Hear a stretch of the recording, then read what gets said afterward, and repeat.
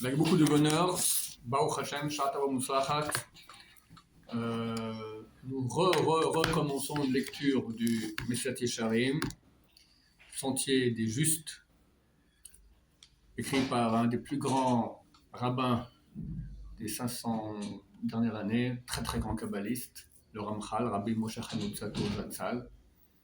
C'est pas un livre de Kabbalah. Les kabbalistes disent qu'il est quand même bâti sur une trame de Kabbalah, mais ça n'apparaît pas du tout dans le livre. En tout cas, c'est un livre, comme on va le voir maintenant dans l'introduction du Rav, qu'on n'arrête pas de lire. Ça se lit en boucle. Et effectivement, tous les grands de Torah le lisaient. Alors Steinman, il est mort à l'âge de combien, 104, 106 ans, quelque chose comme ça, d'accord. Encore à son âge, il relisait encore et prenait comme livre Mesilat Yesharim. Beaucoup l'avaient dans leur pochette des tefilin, d'accord. C'est le livre, on peut dire, qui était le plus accepté dans le monde de la Torah en tant que livre de Moussar idéal. Il y en a d'autres, bien sûr, mais il me semble que c'est idéal dans la mesure où on voit que tous ne mettaient pas d'autres livres ou peu d'autres livres dans leur pochette des tefilin. Akdamat Harav Mechaber, introduction du Rav, le compositeur. Harav Mechaber a dit le compositeur, donc l'écrivain de ce livre. Ce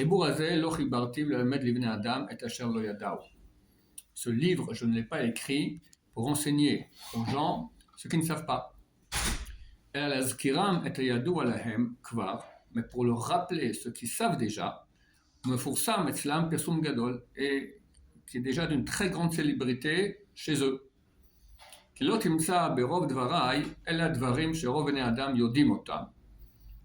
ne trouveras pas dans mes paroles des choses que la majorité que des choses que la majorité des êtres humains savent. Mais l'homme et n'ont aucun doute à leurs propos. J'avais une fois donné ce livre en lecture à quelqu'un qui veut approcher la Torah, qui s'y connaissait un peu en Torah. Mais il a sauté l'introduction. Très souvent, on aime commencer au chapitre 1, on ne lit pas l'introduction. Fini le livre, il m'a dit, je ne vois rien de nouveau. À peu près tout ce que j'ai lu, je savais déjà.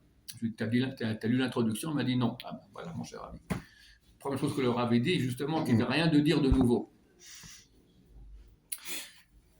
אלא שכפי רוב פרסומם, וכנגד מה שאמיתתם גלויה לכל, mais proportionnellement à leur célébrité, et en fonction de leur vérité qui est connue de tous, car néanmoins l'absence des choses qu'il va dire est très courante. Vashchecha Rabba, et l'oubli est grand. Donc il ne vient pas informer, il vient rappeler. Bien que l'information elle est connue, mais néanmoins sur le terrain elle est absente. Alken, c'est pour cela. L'utilité de ce livre ne provient pas de sa lecture one shot, une seule fois. Car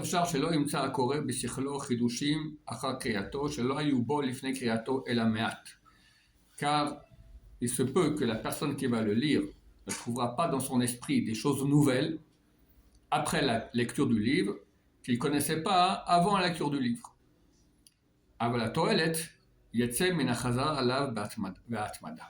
Mais l'utilité revient des revisions qu'on fait sur ce livre et l'atmada, la continuité, la fréquence.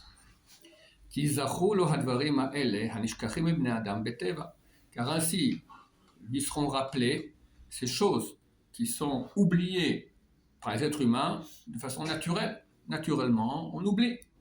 Alors ça le rappellera. Il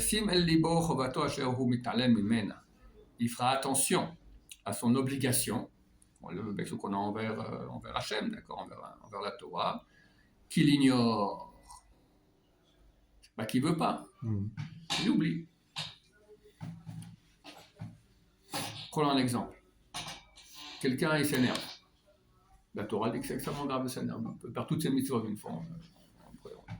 Si on déchire ses habits ou on casse des ustensiles, c'est comme si on fait de l'idolâtrie. Je dis au type, tu es au courant? Oui, je sais. Et tu t'énerves quand même. Attends, Maintenant, s'il a lu cette semaine, une demi-heure tous les jours, un livre qui parle sur la colère, quand il se met en colère, alors je ne sais pas s'il va réussir à ne pas se mettre en colère, mais il aura déjà des freins, il aura déjà quelque chose qui l'arrête. Bien que ce qu'il a lu, il le savait déjà, mais c'est un rappel pour le rendre les choses qu'il connaît plus conscientes, plus présentes à son esprit. Quand il est face à l'épreuve, alors la conscience des choses fait, hop, ce qui me retient en réussissant, ou en tout cas peut-être à baisser déjà un peu la colère, ce qui est tout à fait... Il faut savoir que dans tout le travail que nous faisons de spiritualité, chaque petit pas que nous faisons, même s'il est minuscule comme un pas de fourmi, il vaut infini. Énorme. Donc il aura déjà gagné beaucoup. C'est donc le but du livre de rendre plus conscient les informations que nous connaissons déjà. Vetirer, et tu verras. Si tu réfléchis, tu analyses dans le présent la majorité du monde,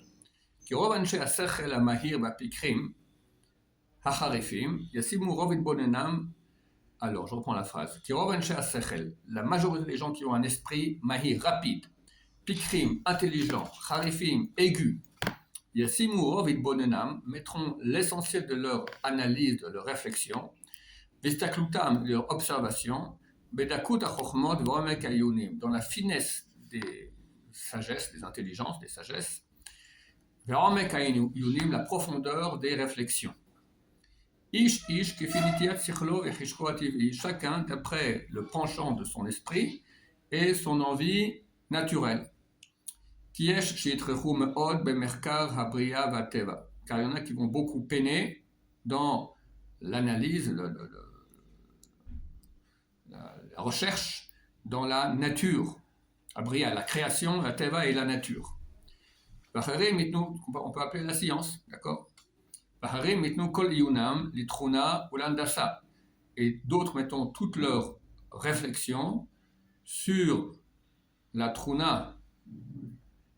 Il me semble que la truna c'est l'astronomie, l'andasa, la géométrie.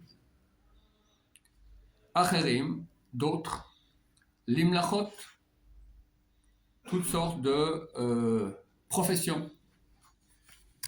Comment être un meilleur, je sais pas moi, mécanicien, comment être un meilleur forgeron, etc. Et d'autres entreront plus dans la sainteté. D'ailleurs, c'est-à-dire les Mouda Torah, Kedosha, l'étude de la Torah sainte. Mehem bepilpulei halachot.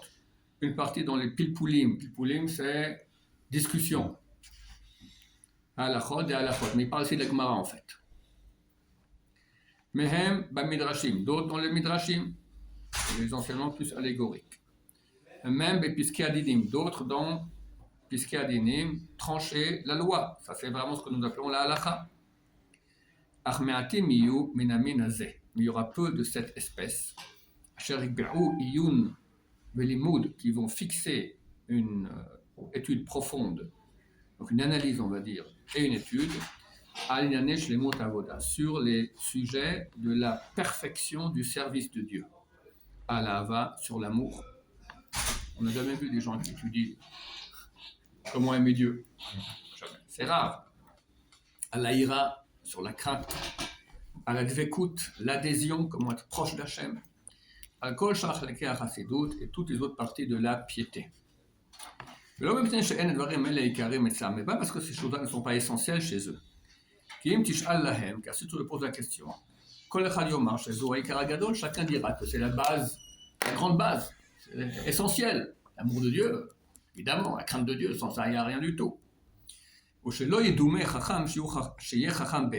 peut pas imaginer un sage qui sera un sage authentique. Qui ne vont pas se clarifier toutes ces choses. Néanmoins. La raison pour laquelle ils ne vont pas beaucoup prendre de temps pour analyser ces sujets, c'est